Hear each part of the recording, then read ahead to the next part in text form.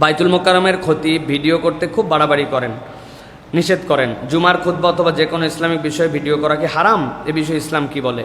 প্রথম কথা হচ্ছে ভাই, প্রত্যেকের একটা মানহাজ আছে, প্রত্যেকের নীতি নৈতিকতা আছে। বাইতুল মোকাররমের খতিব আল্লামা আব্দুল মালিক সাহেব দামাত বারাকাতুহুল আলিয়া উপমহাদেশের একজন অন্যতম শ্রেষ্ঠ আলেমে দিন, তিনি তার জায়গা থেকে তিনি এটা নিষেধ করেন, কিন্তু তিনি হারাম বলেন নাই কোথাও। এটা বাড়াবাড়ি। কেননা তিনি যখন ঈদের সালাত আদায় করিয়েছেন তখন পুরা বাংলাদেশের সব মিডিয়া তার সামনে লাগানো ছিল না? উনি বড় গলায় বলেছেন মিডিয়া রেকর্ড হতে থাকবে, এটার পিছনে দাঁড়ায় থাকে আপনার জন্য দায়িত্ব না। আপনি নামাজ আদায় করেন, নামাজ পড়া আপনার জন্য ফরজ।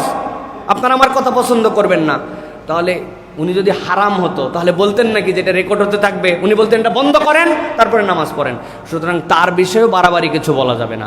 এখন উনি বাইতুল মোকাররম মসজিদের সৌন্দর্য, স্বকীয়তা এইগুলা ধরে রাখার জন্য এখানে বলছেন ভিডিও করা যাবে না। এটা তার একটা পার্সোনাল কনসার্ন, এবং আমরা এই কনসার্নকে ধন্যবাদ জানাই।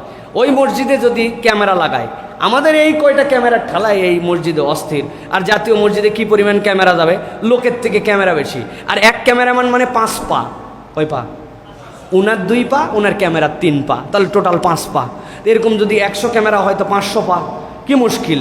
তো এই জন্য হুজুর তার জ্ঞান বিবেচনা থেকে এটা নিষেধ করেছেন। দুনিয়ার কত কার রেকর্ড করলেন তো ভাই, হুজুরের তো অডিও রেকর্ড আসে, উনি মানা করছেন, এটাকে মেনে নেন।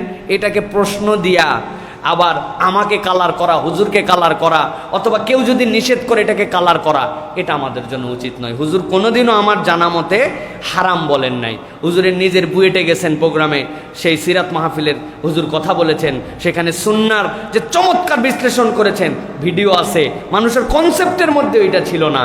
উনি সুন্নাকে এমনভাবে বুঝাইছেন। আল্লাহ নবী সাল্লাল্লাহু আলাইহি ওয়াসাল্লাম কী ভাষায় কথা বলতেন? আরবি ভাষায়। তাহলে আমাদের জন্য কি আরবি ভাষায় কথা বলা সুন্নত?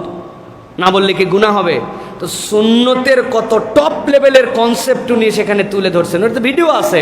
অতএব হুজুর এটাকে হারাম বলেন নাই, মসজিদের জন্য করতে দেন না, এটা তার একটা নীতি নৈতিকতার মধ্যে, এটা আমাদের মেনে নেওয়া উত্তম। বরং এই বুজুর্গদের কথা মেনে নিলে আমাদের জন্য বরকত আছে।